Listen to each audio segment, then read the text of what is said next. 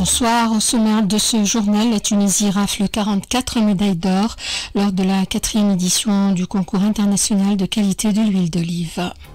La campagne céréalière a débuté un peu partout dans le pays, les prévisions sont bonnes. Lancement d'un programme de financement de 10 millions de dinars destiné à soutenir la saison de récolte des fourrages grossiers. Près de 1000 Tunisiens participent à partir de demain à la caravane terrestre qui se dirigera vers la frontière égypto-palestinienne pour lever le blocus sur Gaza. Météo, cellule orageuse locale sur les régions ouest ce soir. Le coordinateur général de la mission médicale tunisienne au lieu saint, Mohamed Snoussi, a appelé les pèlerins, en particulier les personnes âgées et les personnes malades, à faire preuve de vigilance et à prendre les précautions nécessaires face à la forte hausse des températures. L'accomplissement des différents rites du pèlerinage nécessite un effort considérable, d'autant plus que les températures dépassent les 50 degrés. Il a par ailleurs affirmé que tous les pèlerins tunisiens ont accompli leur rite, mentionnant qu'aucun cas de disparition n'a été enregistré. 200 pèlerins âgés ont été équipés de montres électroniques permettant de localiser leur position et de surveiller leur état de santé, en plus de la présence d'équipes médicales dans tous les lieux d'hébergement. La Tunisie, représentée par 57 producteurs d'huile d'olive, a raflé 44 médailles d'or lors de la 4e édition du concours international de qualité de l'huile d'olive et de l'olive qui s'est tenu récemment à Istanbul en Turquie et qui a attiré 380 producteurs participants. L'huile d'olive tunisienne a été sélectionnée parmi de nombreuses autres huiles provenant de pays tels que le Mexique, la Turquie et l'Arabie Saoudite. Outre le nombre important de médailles d'or, les producteurs tunisiens ont reçu 2 médailles de platine, 10 médailles d'argent et une médaille de bronze. Selon une récente déclaration du ministre du Commerce et du Développement des Exportations, la Tunisie détient 10% du marché mondial des exportations d'huile d'olive, se classant au 4e rang mondial. Le ministère de l'Agriculture et la Banque tunisienne de solidarité lancent un programme de financement destiné à soutenir la saison de récolte des fourrages grossiers pour l'année 2024-2025. Une circulaire conjointe a été signée à cet effet par le ministre et par le directeur général de la BTS. Une enveloppe de 10 millions de dinars a été allouée par la BTS pour octroyer des prêts saisonniers à des conditions avantageuses et simplifiées. Ces financements sont destinés aux petits producteurs, éleveurs, coopératives et autres structures professionnelles du secteur agricole. Les demandeurs doivent déposer leur dossier dans les agences de la BTS avant le 30 courant, dossier comprenant des documents administratifs et techniques adaptés à leur profil. La campagne céréalière a débuté un peu partout dans le pays avec des prévisions encourageantes. Près de 2 millions de quintaux attendus, soit une hausse de plus de 60% par rapport à l'an dernier. Mais derrière cette embellie apparente, le secteur reste fragile avec notamment des rendements jugés faibles, des semences peu adaptées et une forte dépendance à la pluie. Décryptage de Fawzi Zayani, expert en politique agricole et en développement durable. Le rendement du secteur céréalier est faible par rapport à d'autres pays. Il constitue un handicap pour une meilleure production nationale. Néanmoins, il existe d'autres faiblesses dans la filière, telles que le choix des semences. Nous avons depuis des années mis de côté nos variétés locales qui présentent une résilience face au changement climatique et une rentabilité intéressante par rapport aux variétés étrangères. Ajoutant à cela l'absence notoire d'un financement adapté à nos agriculteurs et enfin l'absence significative d'un encadrement et d'un suivi technique de la part du ministère de l'Agriculture. Il faut décider à partir de la saison prochaine d'augmenter les superficies irriguées destinées aux céréales et particulièrement dans les terres domaniales. Il faut également inciter les producteurs de cultures consommatrices d'eau d'opter pour la culture céréalière. Cette incitation est tributaire d'une meilleure rémunération des prix des céréales et un accès au financement simplifié et enfin travailler sur un meilleur usage des eaux usées traitées car elles constituent une bouffée d'oxygène pour le secteur. La Fondation FIDE a annoncé avoir distribué des cartes intelligentes au profit des bénéficiaires des bourses scolaires, universitaires et de formation parmi les enfants des blessés des attaques terroristes.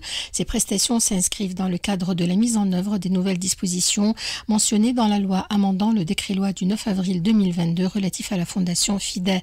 Cette étape s'insère dans le cadre de ses efforts continus pour interagir directement avec ses adhérents en vue de leur fournir tous leurs droits, notamment les subventions à l'éducation et et à la formation. La Tunisie célèbre aujourd'hui, à l'instar de la communauté internationale, la journée mondiale des océans qui a cette année pour thème les merveilles de l'océan, faire vivre ce qui nous fait vivre. Célébrée le 8 juin de chaque année, la journée mondiale des océans rappelle le lien profond entre l'homme et la mer et appelle à sa protection par des décisions guidées par la curiosité, la sagesse et l'engagement en faveur du bien-être collectif. D'après les Nations Unies, l'océan couvre plus de 70% de la planète. Il produit au moins 50% de l'oxygène de la planète et abrite la majeure partie de la biodiversité terrestre. Le ministre des Affaires étrangères, dans ce sens, présidera la délégation tunisienne aux travaux de la 3e conférence des Nations Unies sur l'océan qui se tiendra à Nice en France à partir de demain 9 juin et jusqu'au 13 courant. Le ministre des Affaires étrangères prononcera un discours au nom de la Tunisie et exposera l'approche du pays en matière de gestion des questions environnementales et de développement durable. La Tunisie entame l'élaboration de sa toute première stratégie nationale maritime à l'horizon 2030-2035. L'objectif est de bâtir un espace maritime intégré et durable en misant sur le développement du transport maritime, les énergies renouvelables et la modernisation des infrastructures portuaires. Cette vision vise à ancrer l'économie bleue au cœur de la croissance. Amel Jridi, expert en environnement et en développement durable au micro de Zainab Fels.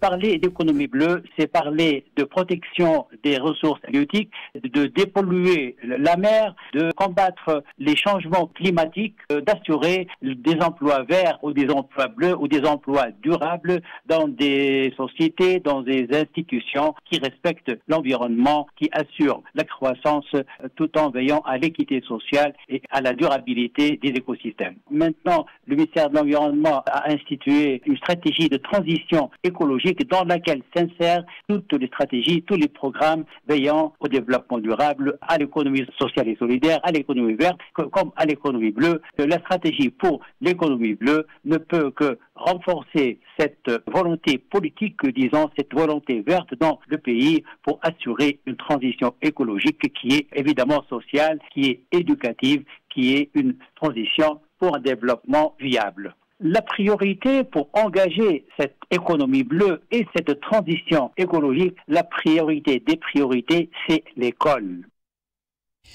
Près de 1000 Tunisiens, dont la plupart sont des jeunes, participent à partir de demain lundi à la caravane terrestre à Soumoud qui partira de la Tunisie en direction de la frontière égypto-palestinienne afin de lever le blocus sur la bande de Gaza. Le porte-parole de la caravane à Soumoud, Nabil Chanoufi, a indiqué au cours d'une conférence de presse tenue aujourd'hui au siège de l'Union générale tunisienne du travail que ce chiffre est respectable, bien qu'un plus grand nombre de personnes aient souhaité y prendre part, mais empêché en raison de quelques difficultés liées aux procédures. De son côté, le porte-parole de la caravane, Rassen Hanchiri, appelle tous les Tunisiens à rejoindre la caravane afin d'exprimer leur soutien aux Palestiniens à Gaza et d'accompagner la caravane dans son itinéraire vers la Libye.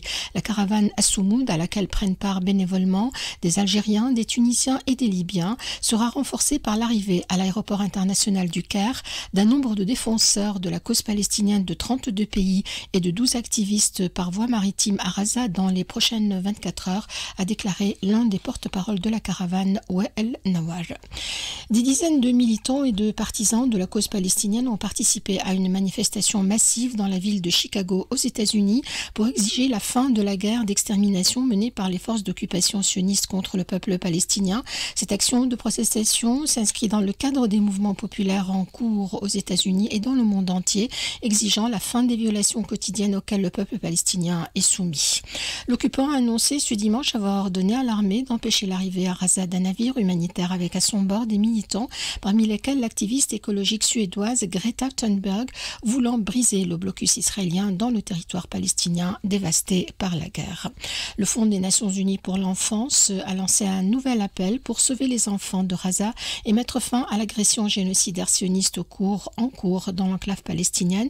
Les dernières statistiques de l'UNICEF indiquent que 50 000 enfants ont été tués ou blessés depuis le début de l'agression génocidaire sioniste contre Gaza le 7 octobre 2023. L'Organisation internationale du travail a décidé d'élever le statut de la Palestine de mouvement de libération nationale à celui d'État observateur non membre au sein de l'organisation, une décision saluée par l'Union générale tunisienne du travail et l'Union tunisienne de l'industrie, du commerce et de l'artisanat en Tunisie et qualifiée d'historique par le ministère palestinien des Affaires étrangères. Cette décision permet à la Palestine de bénéficier de droits élargis au sein de l'OIT, lui offrant un statut similaire à celui dont elle bénéficie auprès des Nations Unies, de l'UNESCO ou encore de l'Organisation mondiale de la santé. Donald Trump a ordonné l'envoi des militaires de la garde nationale à Los Angeles après 2 jours de manifestations parfois violentes contre les expulsions d'immigrés, un déploiement rare contre la vie du gouverneur démocrate de Californie. L'armée russe a annoncé ce dimanche mener une offensive dans une région ukrainienne à un moment où les négociations de paix entre Kiev et Moscou sont carrément dans l'impasse. Les Italiens sont invités à se prononcer aujourd'hui et demain par référendum sur une mesure visant à faciliter l'obtention de la nationalité et sur l'abolition de lois libéralisant le marché du travail, 2 changements auxquels s'oppose le gouvernement qui a appelé à s'abstenir afin d'invalider le résultat du vote.